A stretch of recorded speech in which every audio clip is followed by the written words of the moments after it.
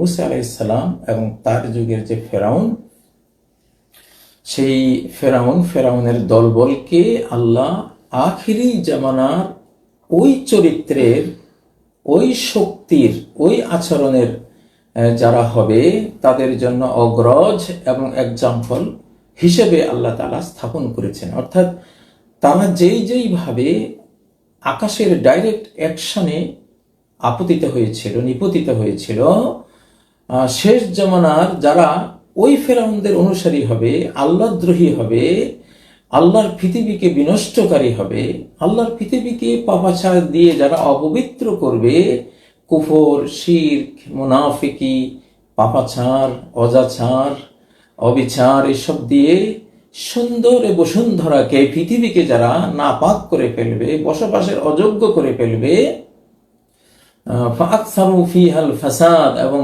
পাপাচার, ফাসাদ, অশান্তির বন্যা বয়ে দিবে, প্রচুর পরিমাণে বিপর্যয় এই পৃথিবীতে যারা সৃষ্টি করবে, আল্লাহদ্রোহিতা করবে, তাদেরকে হযরতে মুসা আলাইহিস সালামের যুগের ফেরাউন এবং ফেরাউনের দলবলদের মতোই আল্লাহ ধ্বংস করবেন।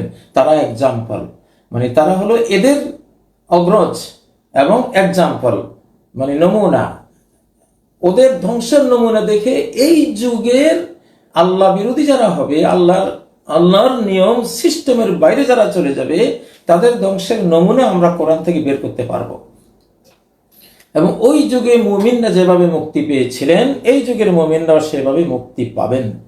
তো হযরতে মুসা আলাইহিস সালাম এর সাথে আমাদের এই উম্মতের বিশাল মিল, কারণ আল কোরআনের সবচেয়ে বড় কাহিনী, ঘটনা হলো হযরতে মুসা আলাইহিস সালামের ঘটনা, যেটা আগেও বলেছি। তো মুসা আলাইহিস সালামের সাথে আমাদের মিল, এবং এই মিলটা যে আসলেই ব্যাপক, এবং অতীতের গোটা উম্মতে মুসলিমা যত যুগে ছিল সবার সাথে আমাদের মিল কম বেশ থাকবেই। মুসা আলাইহিস সালামের সাথে হলো সবচেয়ে বেশি। তো সূরা আল মুমিনুনের 52 নম্বর আয়াত আল্লাহ বলেছেন, وَإِنَّ هَذِهِ أُمَّتُكُمْ أُمَّةً وَاحِدَةً وَأَنَا رَبُّكُمْ فَاتَّقُونِ। আর এই যে তোমাদের উম্মত মানে দুটো, মুসলিম জাতি এবং এই জাতির যে ধর্মকেও কোরআনে উম্মাহ বলা হয়, মিল্লাহ বলা হয়, জাতিকেও উম্মাহ বলা হয়। তো তোমাদের এই দিন এবং এই দিনের উপর চলমান যে জাতি, আদম থেকে তোমাদের পর্যন্ত, এটা উম্মাতান ওয়াহিদা, একটি জাতি, কোনো ভাগ নেই। আমরা যা মুসা আলাইহিস সালামের উম্মত তা, ঈসা আলাইহিস সালামের উম্মত তা, ইব্রাহিম আলাইহিস সালামের উম্মত তাই, নূহ আলাইহিস সালামের উম্মত তাই, তারও আগে নবীরা যারা ছিলেন 1,24,000 নবী রাসূলদের উম্মাহ, সবাই একটা একক। কোরআন বলছে সেই আয়াত সূরা আল আম্বিয়ার 92 নম্বর আয়াতে একই কথা হয়েছে, وَإِنَّ هَذِهِ أُمَّتُكُمْ أُمَّةً وَاحِدَةً وَأَنَا رَبُّكُمْ فَاعْبُدُونِ। আর তোমাদের এই যে জাতি, আল্লাহতে আত্মসমর্পণকারী জাতি, একটি মাত্র জাতি, আদম থেকে শেষ দম পর্যন্ত একটি জাতি, কোনো বিভাজন নাই। ওয়ানা রব্বুকুম ফা'বুদুন, আমি তোমাদের রব, সকল যুগেই আদম থেকে এই দম পর্যন্ত সকল নবী রাসূলদের দিন শরীয়তে আমি মাবুদ, ফা'বুদুন, তোমরা আমার ইবাদত করো। তো যেহেতু আমরা উম্মাহ, একই উম্মাহ আদম থেকে এই দম পর্যন্ত, এবং আমাদের সবচেয়ে বেশি মিল, আমাদের কোরআনিক ওহীর সবচেয়ে বেশি সাদৃশ্য হযরতে মুসা আলাইহিস সালামের সাথে, তাওরাতের সাথে। তো এই জন্য হযরতে মুসা আলাইহিস সালামকে আল্লাহ যে ওয়াদা করেছেন, সেই ওয়াদার কিছু অংশ বাকি রয়ে গেছে, এটা আমাদের যুগে এসে বাস্তবায়িত হবে, যেটা আমরা সূরা আস-সাফের মধ্যে পড়ি, هو الذي أرسل رسوله بالهدى ودين الحق ليظهره على الدين كله ولو كره المشركون। আল্লাহ সেই মহান সত্তা যিনি তার রাসূলকে হেদায়েত এবং সত্য দ্বীন নিয়ে প্রেরণ করেছেন, লিইয়ুযহিরাহু আলাদ দ্বীনি কুল্লিহি, যাতে এই দ্বীনকে সমস্ত দ্বীনের উপরে, ধর্মের উপরে তিনি বিজয়ী করে দিতে পারেন। আল্লাহ তাআলা যাতে এই বিজয়টা দিবেন, সেই বিজয় দেওয়ার উদ্দেশ্যেই তার রাসূলকে, আখিরি রাসূলকে এই হেদায়েত এবং দ্বীনে হক নিয়ে প্রেরণ করেছেন। এটি সূরা আর সাফের 9 নম্বর আয়াত। এই ধরনের আয়াত সূরা তাওবার মধ্যে রয়েছে। ওখানে ওয়ালাউ কারিহাল কাফিরুন, কাফেররা যদি অপছন্দ করে, মুশরিকরা এখানে আছে, মুশরিকরা অপছন্দ করে, চায় না, চাইবে না, চাইতেই পারে না, না চাইলে কি হবে? কিছুই যাবে আসবে না। আল্লাহর অনন্ত শক্তি বলে তার দ্বীনকে সমস্ত দ্বীনের উপর তিনি বিজয়ী করবেনই। তো মুহাম্মদ সাল্লাল্লাহু আলাইহি সাল্লাম থেকে শুরু করে সাহাবীদের পর্যন্ত এবং উমাইয়া আব্বাসী পর্যন্ত অর্ধ পৃথিবীতে এই দ্বীন ছড়িয়েছে। মুসলিম জাহান অর্ধ পৃথিবী জুড়ে এটা হয়েছে। বাকি অর্ধ পৃথিবী এখন হবে ইনশাআল্লাহ, এখন হবে। তাহলে পুরো বিশ্বের উপরে দ্বীন ইসলাম আল্লাহর শক্তিতে, মানুষের শক্তিতে না, আল্লাহর ক্ষমতা বলে আল্লাহ বিজয়ী করবেন। আমরা সেই অবস্থায় এখন আছি। তো এটা মুসা আলাইহিস সালামের জবানেও আল্লাহ তাআলা শুনিয়েছিলেন যে আমি গোটা বিশ্বে তোমাদেরকে ক্ষমতা দেব। তো তার উম্মত যতটুকু পেয়েছে, তারপরে মুহাম্মদ সাল্লাল্লাহু আলাইহি সাল্লামের উম্মত হিসেবে সাহাবায়ে কেরাম তৎপরবর্তীরা যতটুকু পেয়েছে তা তো হয়েছে, বাকিটা এখন আল্লাহ তাআলা পূরণ করে দিবেন। সে আয়াত হলো সূরা আল কাসাসের 5-6 নম্বর আয়াত। وَنُرِيدُ أَن نَّمُنَّ عَلَى الَّذِينَ اسْتُضْعِفُوا فِي الْأَرْضِ وَنَجْعَلَهُمْ أَئِمَّةً وَنَجْعَلَهُمُ الْوَارِثِينَ।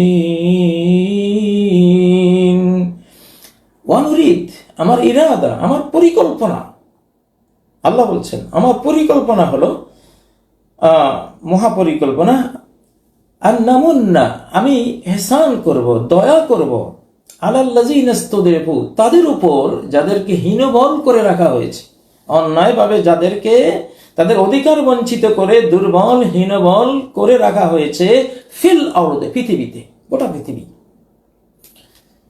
তো এই গোটা ফিল আরদ বলাতে ফি মিসর বলেন নাই, যে মিশর বা কোনো নির্দিষ্ট জায়গার কথা বলেন নাই, এখানে আলাল ইতলাক গোটা পৃথিবীর কথা বলেছেন। তো আমি তাদেরকে কি করব? আমি দয়া করব। ওয়ানাজআলাহুম আইম্মা, তাদেরকে ইমাম, বিশ্ব নেতা বানিয়ে দেব। ওয়ানাজআলাহুমুল ওয়ারিসিন, তাদেরকে এই পৃথিবীর ওয়ারিস, উত্তরাধিকারী বানাবো। ওয়ানুমাক্কিনা লাহুম ফিল আরদ, আর পৃথিবীতে তাদেরকে আমি ক্ষমতা দেব। তো এইটা এখন ইনশাআল্লাহ বাস্তবায়ন হবে।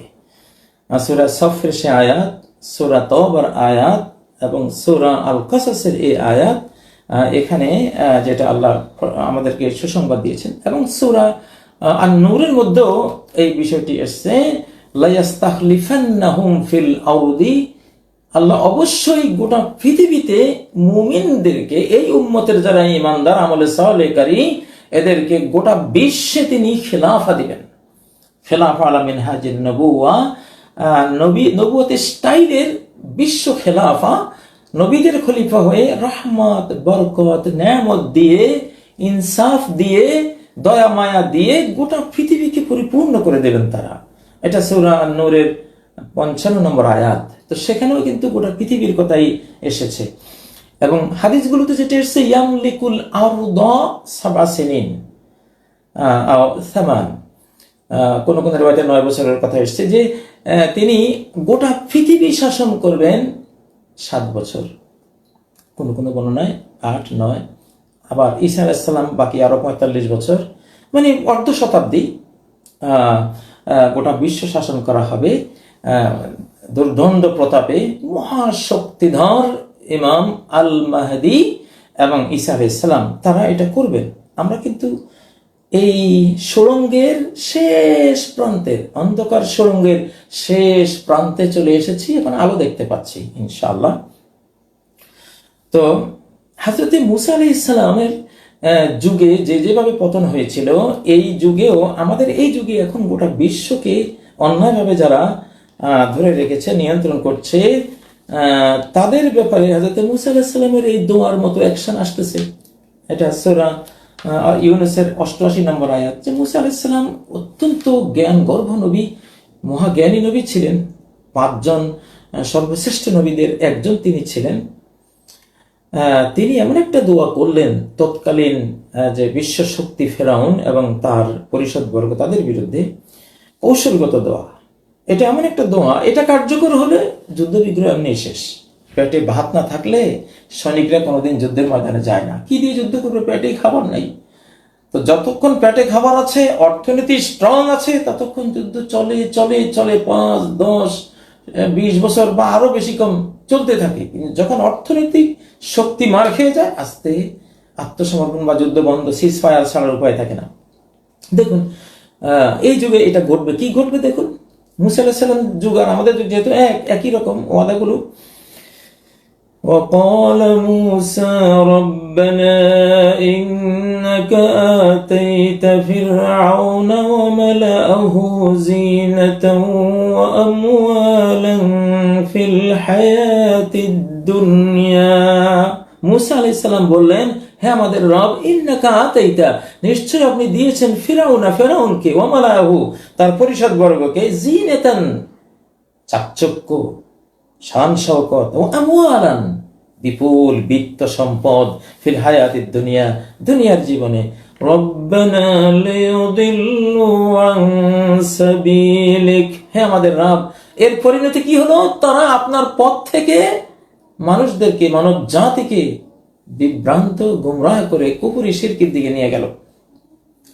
তো এখন মুসা আলাইহিস সালাম প্রস্তাব করছেন, আল্লাহর কাছে দোয়া করছেন, রব্বানা তুমিস আলা আমওয়ালিহিম, হে আমাদের রব,